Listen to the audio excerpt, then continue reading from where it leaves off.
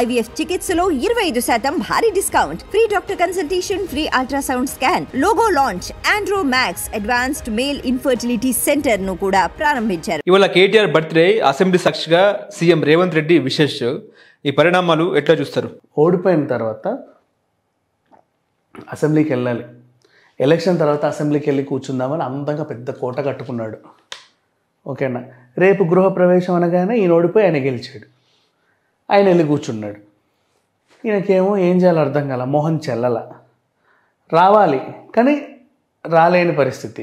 ఏం చేయాలి, నేను కాలు జారిపడ్డాను అని చెప్పాడు. చెప్పి హాస్పిటల్ మంచం ఎక్కాడు. ఆయనకు తెలిసినటువంటి పరిచయం ఉన్నటువంటి రెగ్యులర్ యశోద హాస్పిటల్.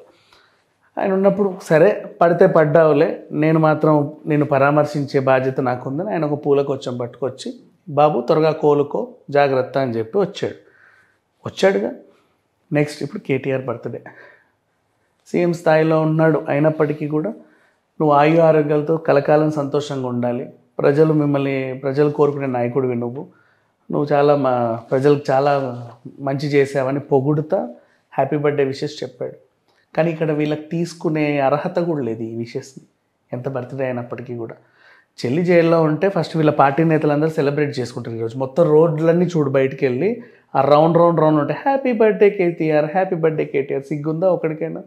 వాళ్ళ చెల్లి జైల్లో ఉంది, మీరు సెలబ్రేషన్స్ చేసుకుంటారా? మీ నాయకురాలు పెద్ద స్థాయిలో ఉన్నారు, సీఎం కూతురు, మాజీ సీఎం కూతురు జైల్లో ఉంటే మీరు కేకులు కట్ చేసుకొని మూతులు రుద్దుకుంటారు.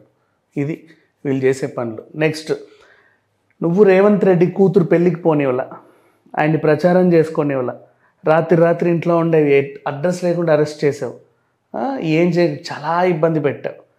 అయినప్పటికీ నువ్వు కాలు జారి పడ్డావంటే పాపం హాస్పిటల్కి వచ్చాడు. నువ్వు పుట్టినరోజు చేసుకుంటున్నాను అంటే విశేషం చెప్పాడు. అవతల మనిషికి ఇట్లాంటివి ఏం లేవు, రాజకీయమే, పర్సనలే. కానీ నువ్వు పర్సనల్ టార్గెట్ చేసి వాళ్ళని చాలా ఇబ్బంది పెట్టావు. కాబట్టి ఆయన పెద్దరికంతో మంచిగా విషెస్ చెప్పాడు, కానీ వీళ్ళకి సిగ్గుంటే ఆ విషెస్ తీసుకోరు, ఎగ్గుంటే ఆ బర్త్డే సెలబ్రేషన్స్ అసలు జరుపుకోరు. ఫస్ట్ ఆఫ్ ఆల్ అసలు వాళ్ళకి ఆ విషెస్ తీసుకునే అర్హత కూడా లేదు.